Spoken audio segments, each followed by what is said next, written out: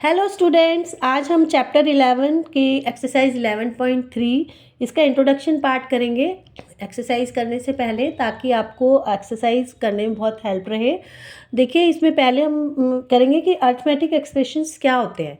तो ऐसे एक्सप्रेशंस जो नंबर से बने हों और मैथ्स के ऑपरेशंस जो होते हैं आपके, जैसे एडिशन, सब्ट्रैक्शन, मल्टीप्लिकेशन, उनसे जो एक्सप्रेशंस बनते हैं उनको बोलते हैं अरिथमेटिक एक्सप्रेशन। जैसे अगर आप बनाते हो 3 + 5 मल्टीप्लाइड बाय 7, ये क्या है? Arithmetic expression. क्यों? क्योंकि सारे नंबर्स हैं आपने, और इसमें मैथ्स का एडिशन और मल्टीप्लिकेशन का ऑपरेशन हमने यूज़ किया है। और बनाते हैं, देखिए आपको 8 - 7 + 11, इसमें भी हमने माइनस का और प्लस सब्ट्रैक्शन का और एडिशन का ऑपरेशन किया है, लेकिन नंबर्स हैं सिर्फ। और देखिए, आपको ये सारे क्या है? Arithmetic expression. 3 + 11 + 7 - 2, इसमें आप ये दोनों ऐड करेंगे, एडिशन होगा इनका सब्ट्रैक्शन होगा, उसके बाद दोनों जो आंसर आएगा उसको ऐड कर देंगे, क्योंकि हमने पहले आपको बताया है कि ब्रैकेट सॉल्व फर्स्ट। तो इस तरह के एक्सप्रेशंस जो सिर्फ नंबर से बने हैं, इनको बोलते हैं अरिथमेटिक एक्सप्रेशंस। अब अगर हम एक्सप्रेशंस फॉर्म करें और उसमें हम वेरिएबल का भी यूज़ करें, तो उनको बोलते हैं expressions with variable.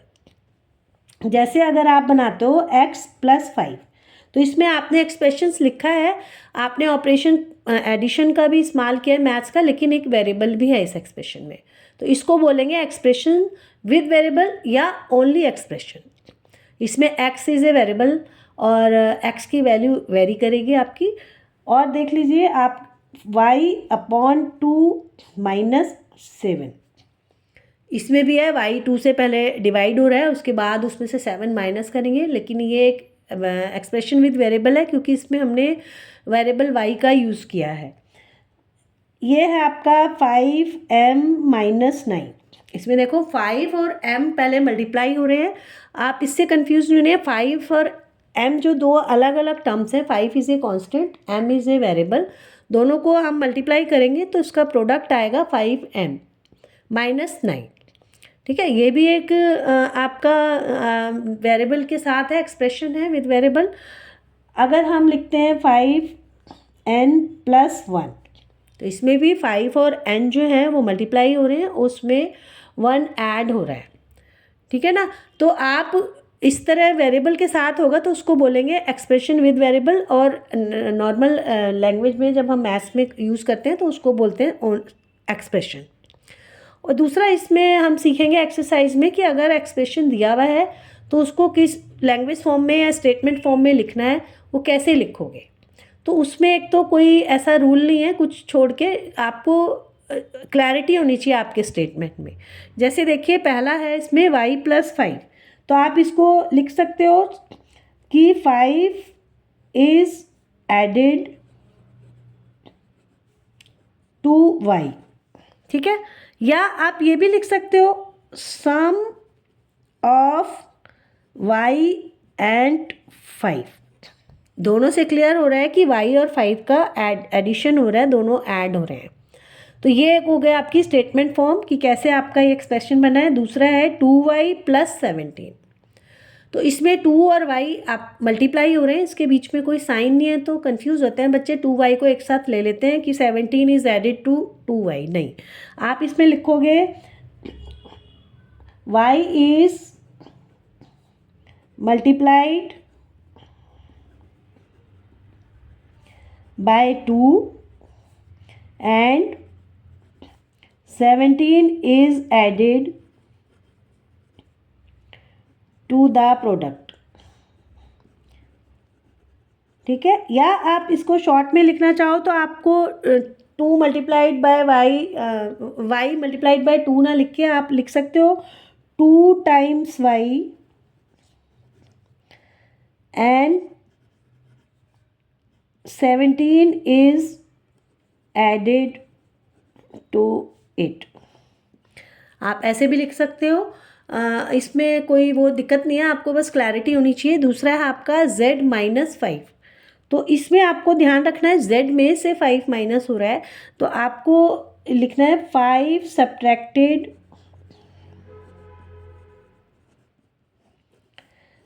From Z.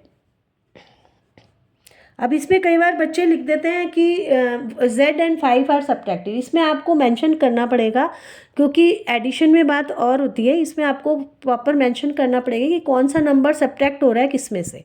तो इसमें आप ऐसे नहीं लिख सकते कि y and z and 5 are subtracted, no.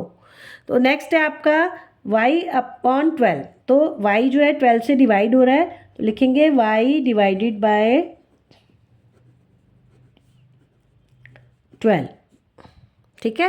Next है आपका -9m। तो मैंने आपको पहले ही बताया है कि 9 और 9 एक कांस्टेंट है, m वेरिएबल है, ये दोनों का प्रोडक्ट है। तो आप लिखोगे m इज मल्टीप्लाइड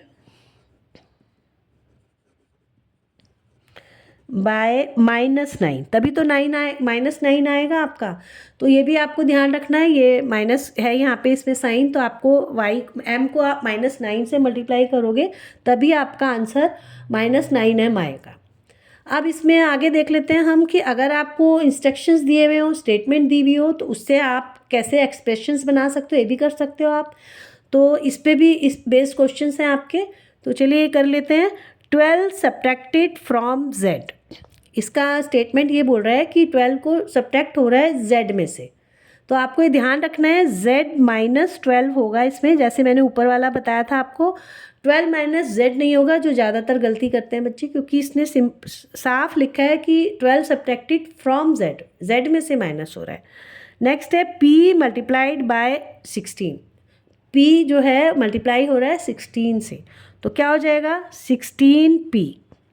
तो आपको ये भी ध्यान रखना है, और जब आप ऐसे कांस्टेंट और वेरिएबल को मल्टीप्लाई करोगे तो कांस्टेंट पहले लिखा जाएगा आपको। कई बच्चे कहते हैं क्यों p16 लिख देते हैं, वो सही नहीं है। आप 16 पहले आएगा, p बाद में आएगा।